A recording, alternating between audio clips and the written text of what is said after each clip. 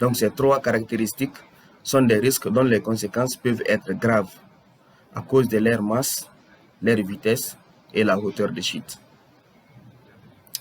Les risques potentiels sont résumés comme suit.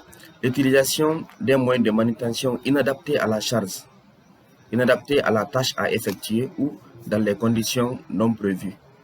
Peut-être c'est trop de vent, peut-être la chaleur, peut-être la température qui est très basse, donc comme les zones neigeuses. Dans ces moments, l'utilisation des engins mécaniques génère beaucoup de risques sur les travailleurs.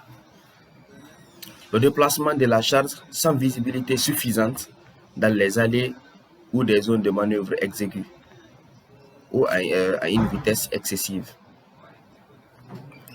Et pour les risques potentiels, nous pouvons ici parler de l'instabilité de la charge, comme arrimage absent ou insuffisant, la rupture du système de maintien en hauteur, empilement de la charge. Mais pour réduire ces risques, nous avons des gestes simples à appliquer et favorables à tous.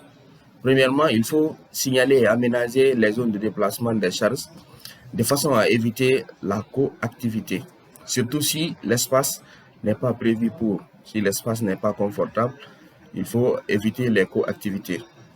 Faire un planning de rentrée et de sortie, surtout des entrepôts, des magasins, afin d'éviter ce qu'on a parlé de l'autre côté, la chute, les heurts ou les chutes de ces différents, ou le renversement des engins eux-mêmes.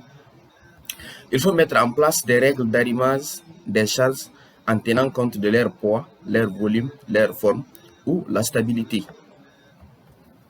La stabilité selon l'engin que vous avez et sa capacité prévue dans sa fiche selon les